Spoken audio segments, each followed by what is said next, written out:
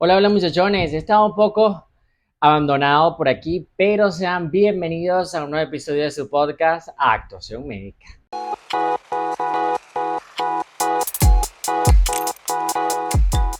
Como dice el título del video, quiero que hagamos un análisis exhaustivo de lo que es cómo elegir la especialidad médica. ¿Cuáles son los elementos que debemos de tener en ese momento como médicos generales para poder tomar esta gran decisión que sin duda pone en tela de juicio mucho de nuestros conocimientos, inclusive todo lo que nos vamos a llegar a desarrollar el resto de nuestras vidas? En mi caso particular voy a contar mi historia y quiero que ustedes más o menos puedan orientarse a través de mí cómo hacer realidad esa elección de su especialidad médica, tomando en cuenta, bueno, muchos aspectos importantes en los que yo como médico general los trabajé y me dediqué. Sin embargo, los tiempos de cada uno son perfectos, así que let's go. Lo comenzaríamos hablando de mi pregrado, en el cual yo entro a la universidad con toda la expectativa. Transcurren los semestres con altos y bajos, porque siempre tenemos altos y bajos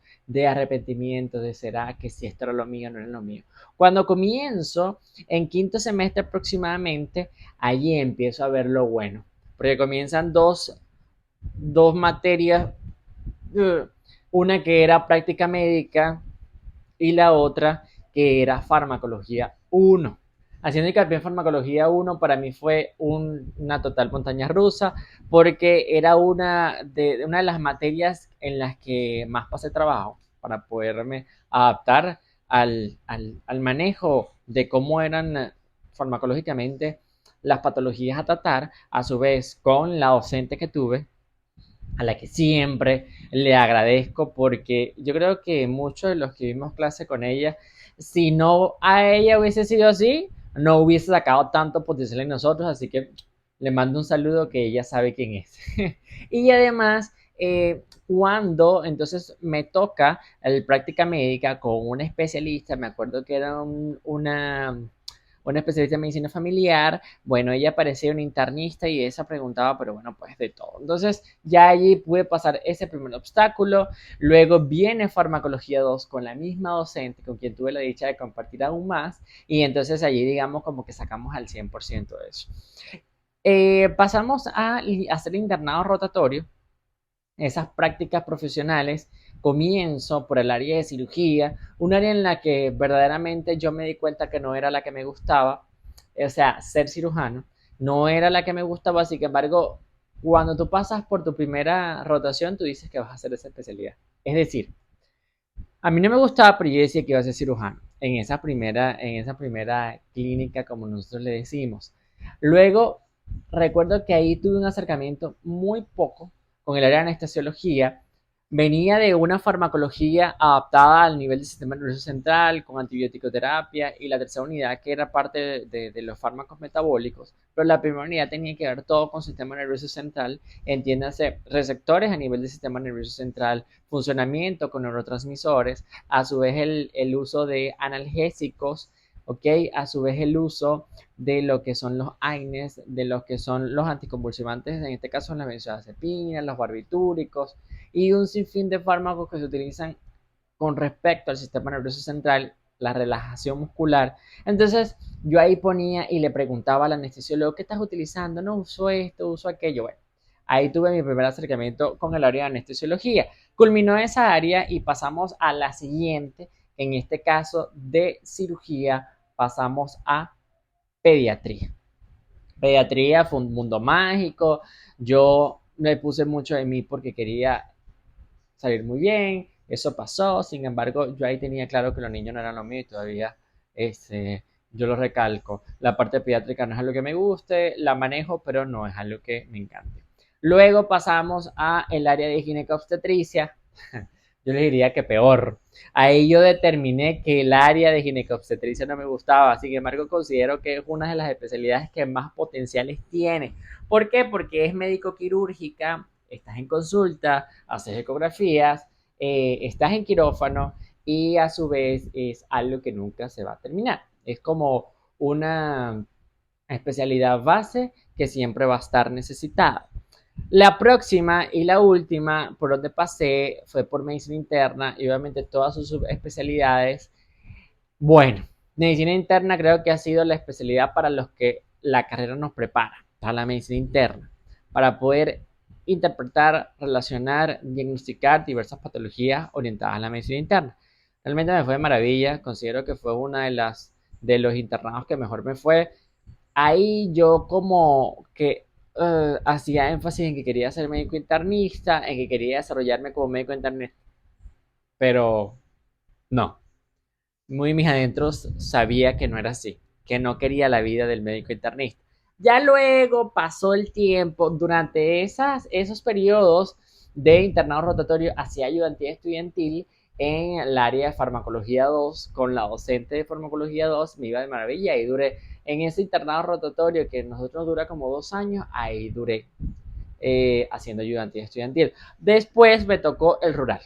El rural, cuando yo me graduó, fino, me gradué en el 2021, comienzo la rural.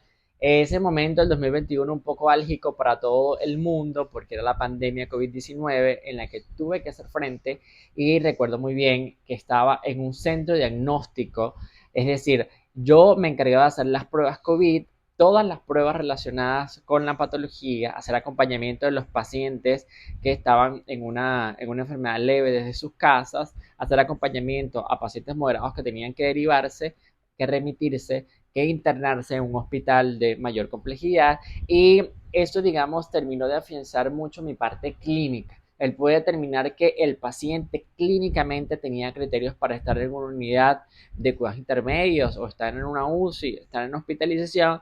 Ahí desarrollé muchísimo eso simplemente con los signos vitales, la adecuada auscultación, ver el estado general del paciente, identificar diversas situaciones en las que podemos identificar que el paciente está en la patología y que la patología está atentando contra su vida. Entonces me ayudó muchísimo en afianzar la parte clínica porque si bien ustedes saben que en esas áreas que son, en este caso, en los centros de primer nivel, el tema de los laboratorios y de todas las digamos, ayudas diagnósticas son escasas, por lo tanto, uno se afianza mucho en lo clínico y hace su mejor redacción para lo que sería la remisión al siguiente nivel. Me fue de maravilla, considero que fue un gran acercamiento para también decidirme sobre parte de la especialidad que quería, sin embargo no estaba en todas, solamente estaba desarrollándome como en medicina interna, por así decirlo, porque me dieron esa área a mí y esa área solo trataba con adultos. Ahora bien, salgo del país a lo que culmino mi experiencia rural, mi año rural, y me vengo a Colombia. En Colombia hago la convalidación como médico general, todo espectacular, y entro en una unidad de cuidados intermedios. Ese sería mi primer trabajo. Durante esa entrada a la unidad de cuidados intermedios y en la UCI, porque era intermedios y UCI, en ese momento yo sentía que la cabeza me iba a explotar, porque era un nivel de medicina interna superior, con casos clínicos que tenía que manejar a la perfección con medicamentos, con pseudoanalgesia, con secuencia de intubación rápida, con cosas que yo no sabía, con cosas que yo me tenía que exponer y que me daban miedo, que yo decía, Dios mío, que no llegue un momento de hacer el CCP, porque ¿cómo voy a hacer eso? Y realmente todo eso lo sentimos los que entramos en una unidad de cuidados intensivos que no tenemos, digamos, una gran preparación o experiencia en el área. Entonces yo me sentía, Dios mío, como que todo me generaba nervios. Allí comienza digamos, ese incentivo y me preparé y realicé un diplomado de unidad de cuidados intensivos en una plataforma súper importante aquí en Colombia, en la que, bueno, fueron horas y horas de estudio que realmente valieron la pena porque me ayudaron a poderme desarrollar e identificar cómo iban a ser los manejos de los distintos pacientes, las distintas patologías y entidades. Posteriormente se me da la oportunidad de ingresar a otra unidad de cuidados intensivos con un nivel superior a la que ya estaba.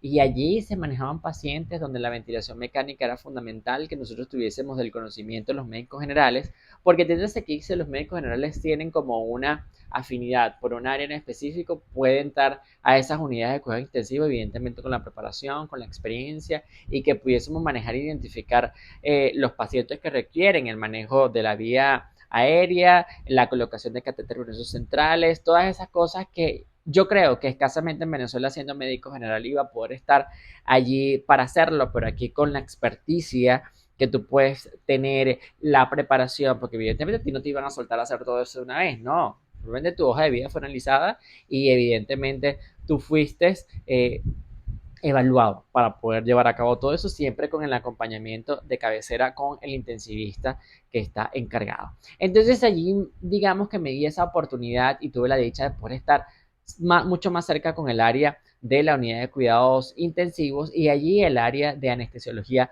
me sonó mucho. Me sonó mucho porque el momento que yo hacía el tema de las intubaciones, que estábamos tan al pendiente de abordar el paciente en la fase inicial de entrada a una unidad de cuidados intensivos, me daba cuenta que todo eso a mí me llamaba la atención. Me llamaba la atención el hecho de estar comandando, el poder indicar las dosis este caso, la inducción rápida, el investigar cada vez cuáles eran las reacciones adversas, el poder determinar cuántos eran los tiempos reglamentarios para poder esperar y aplicar el otro fármaco, estudiarme las 7P de la intubación, todo eso me llamaba muchísimo la atención y el poder determinar en la ventilación mecánica, porque aquí en Colombia tenemos la oportunidad de que hay muchos profesionales que están ligados allí con todo lo que es el manejo de un paciente crítico, la fisioterapeuta respiratoria. Con ellas siempre, curiosamente, soy amigo de las fisios y yo les preguntaba muchas cosas. Mira, ¿cómo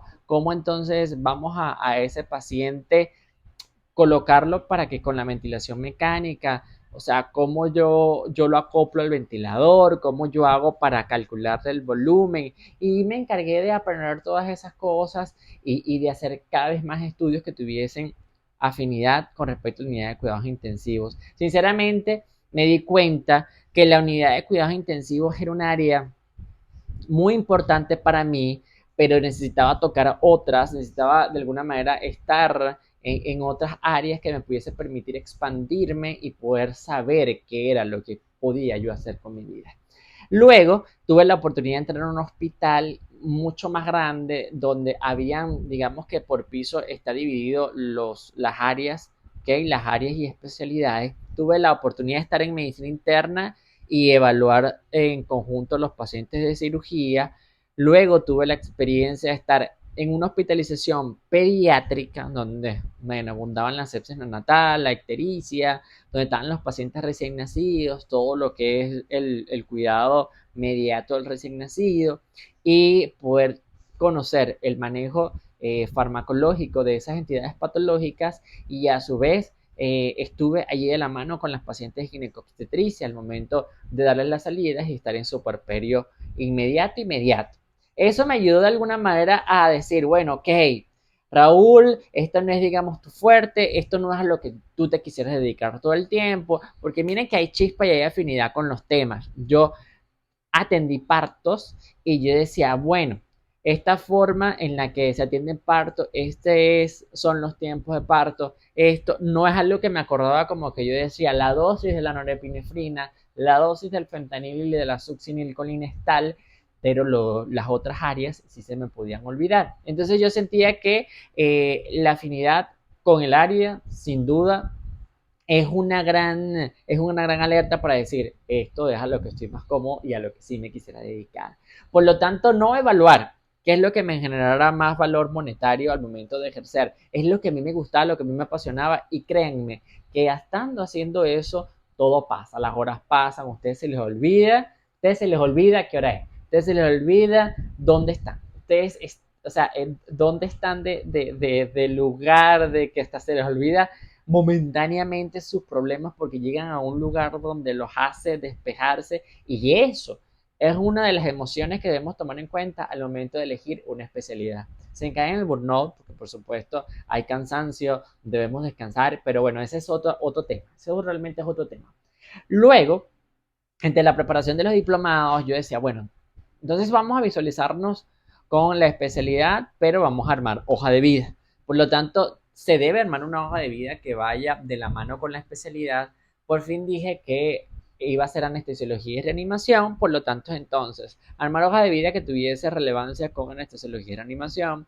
Y tuve la oportunidad de publicar un artículo, archivos de medicina, para poder allí tener también puntos, porque miren que las universidades evalúan tu hoja de vida tomando en consideración tus formaciones, aparte del pregrado, tus formaciones entre diplomados y cursos, tus publicaciones, si tienes publicaciones, la experiencia laboral que vaya de la mano en todo lo que estás haciendo con sus debidas certificaciones. Si usted dio clases, la certificación de que usted dio clases y el tiempo que lo dio.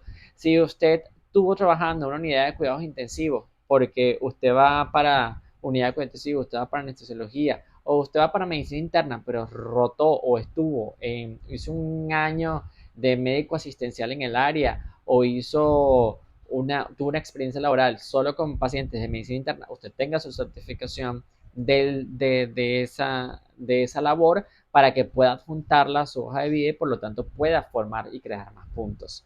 Sí, me voy a explicar porque eso te va a ayudar a que de alguna manera pueda ser mucho más elegible. Yo decido, en este caso, cuando la Francisco de Miranda hace llamados para los concursantes al posgrado del 2024, yo he decidido inscribirme, hacer la preinscripción. Hacen llamados del examen el día 30 de septiembre, de la cual evidentemente un mes antes yo me preparé para viajar a Venezuela y poder presentar dicho examen. Que si me dicen que si estudié muchísimo, que si no estudié muchísimo, creo que ese es otro tema del cual debemos abordar, pero yo creo que con todas estas cosas que le he dicho, al menos ustedes están orientadas en cuál o cómo va a ser el proceso de elegir la especialidad médica, porque entiéndase que eso para mí fue de mucha presión social, porque nosotros nos graduamos como médicos generales y ya nos están preguntando, ah, sí, ¿y de qué te vas a especializar? Y tú como que, mira, no es la respuesta que tengo de inmediato, pero es